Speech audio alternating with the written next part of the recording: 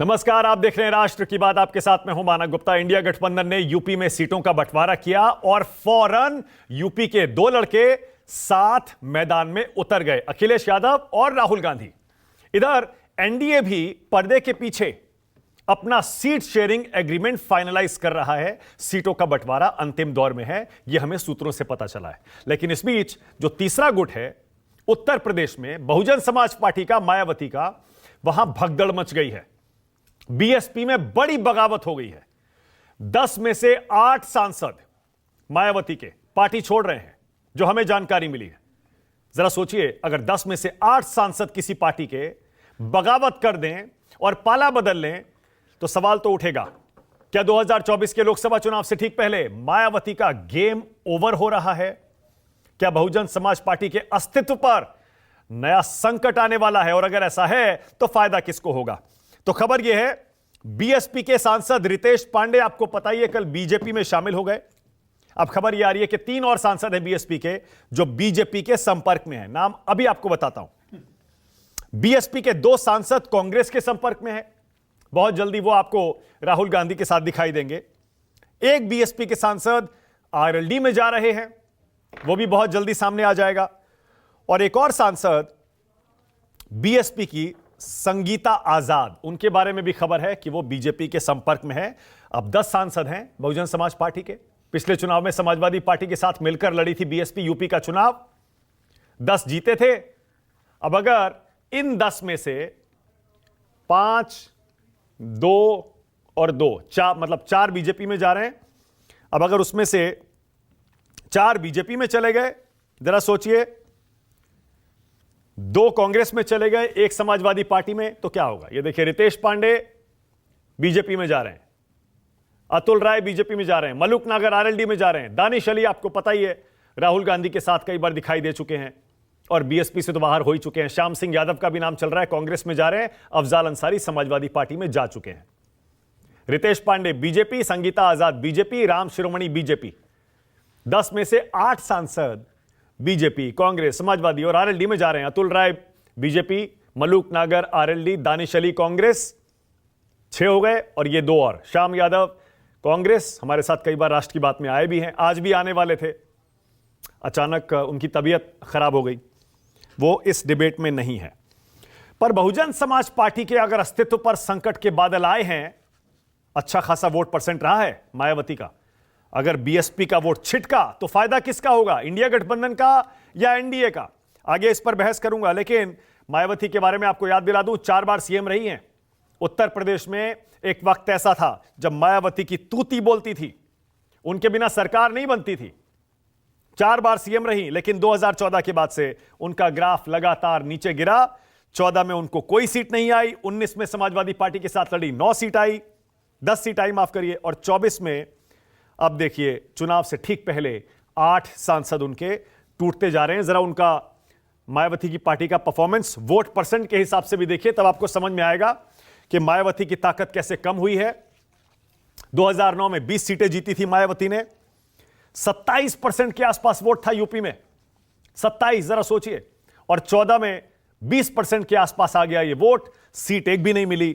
और 2019 में सीटें 10, लेकिन वोट परसेंट 19.43, 19% के आसपास वोट बहुजन समाज पार्टी का 19 के लोकसभा चुनाव में भी था। और 19 के लोकसभा चुनाव का नतीजा याद दिलाने के लिए, बीजेपी ने 50% वोट लिया था, 62 सीटें जीती थी। समाजवादी पार्टी ने 5 सीटें, 18% के आसपास वोट था। कांग्रेस को 1 सीट मिली थी रायबरेली की, और वोट मिले थे 6.31। विधानसभा चुनाव का परफॉर्मेंस 2022 का उत्तर प्रदेश का आपको बताएगा कैसे बीएसपी का परफॉर्मेंस वोट परसेंट में भी गिरकर 12-13% के आसपास आ गया था। समाजवादी पार्टी पहुंच गई 32 पर, जो कि 18 पर थी लोकसभा चुनाव में, और बीजेपी जो लोकसभा में 50 पर थी, वो आ गई थी 41 पर। और कांग्रेस देखिए कहां 2.33 पहुंच गई थी। अब आपको राहुल और अखिलेश, इन दोनों के, यूपी के 2 लड़के जब कल एक साथ मैदान में उतरे, जरा उसकी कुछ तस्वीरें दिखाता हूं जो कल से वायरल है। उत्तर प्रदेश में इंडिया गठबंधन में सीट शेयरिंग आपको पता ही है फाइनल हो चुकी है। और ये तस्वीरें देखिए जरा, जब राहुल गांधी और अखिलेश यादव 7 साल बाद एक बार फिर साथ साथ उतरे 7 साल बाद एक साथ यूपी के दो लड़के 2017 में विधानसभा चुनाव में एक साथ आए थे। नतीजा आपको याद ही है, 17 में क्या हुआ था? बीजेपी ने तगड़ी करारी शिकस्त दी थी और अब 24 के लोकसभा चुनाव से पहले फिर साथ आए हैं और इस बार दोनों के तेवर बिल्कुल वही पुराने। राहुल गांधी कहते हैं अपने इस रोड शो के बाद, इसी दौरान कहते हैं आप गरीब हैं तो आपके साथ अन्याय होगा। राहुल आगे कहते हैं अन्याय मिटाने के लिए हमने न्याय शब्द इस यात्रा में जोड़ा है। देश से नफरत मिटाना हमारा पहला एजेंडा है। फिर अखिलेश यादव क्या कहते हैं?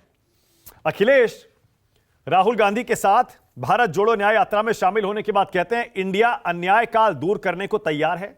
राहुल मोहब्बत की दुकान लेकर चले हैं, यात्रा से मोहब्बत को बांटते चले। पीडीए इस बार एनडीए को हराएगा, बीजेपी हटाओ देश बचाओ। कितना दम है इस बार यूपी के दो लड़कों में, इस पर भी आगे बहस करेंगे। लेकिन पहले जरा एक और अपडेट आपको दे दूं। इंडिया गठबंधन में आपको पता ही है, यूपी में सीट शेयरिंग हो गई, दिल्ली में हो गई, आम आदमी पार्टी के साथ गुजरात हरियाणा में भी हो गई। लेकिन बाकी राज्यों का क्या? वहां अभी भी पेच फंसा हुआ है। कहां कहां पेच फंसा है? महाराष्ट्र, बंगाल और बिहार, खास तौर से महाराष्ट्र और बंगाल, क्योंकि बिहार में ऐसा लगता है नीतीश कुमार के एनडीए में आने के बाद सीट शेयरिंग में वहां ज्यादा दिक्कत तेजस्वी यादव को नहीं आएगी। लेकिन महाराष्ट्र और बंगाल का पेंच ऐसा है जिसको सुलझाने में सबके पसीने छूट रहे हैं। दरअसल बंगाल में कांग्रेस पार्टी 6 सीटें मांग रही है, ममता बनर्जी 2 देने को तैयार है। महाराष्ट्र में 40 सीटों पर सहमति बनी है, 8 पर पेच बुरी तरह फंसा हुआ है। 48 सीटें हैं महाराष्ट्र में। तो कहां कहां पेच फंसा है? महाराष्ट्र, बंगाल और बिहार। कहां कहां सीट शेयरिंग हो चुकी है, जल्दी से वो भी देख लीजिए। यूपी में सीट शेयरिंग हो चुकी है, दिल्ली में सीट शेयरिंग हो चुकी है और आम आदमी पार्टी के साथ दिल्ली के अलावा गुजरात, चंडीगढ़ और गोवा, यहां भी सीटों का समझौता हो चुका है। राष्ट्र की बात में आज का सवाल आपकी स्क्रीन पर, और आज पहला सवाल मैं यही पूछ रहा हूं, बीएसपी में भगदड़ किसके लिए अच्छी खबर? और दूसरा सवाल, 80 सीटें कैसे निकालेंगे यूपी के दो लड़के? क्या गुल खिला पाएंगे इस बार यूपी के लोकसभा चुनाव में अखिलेश और राहुल?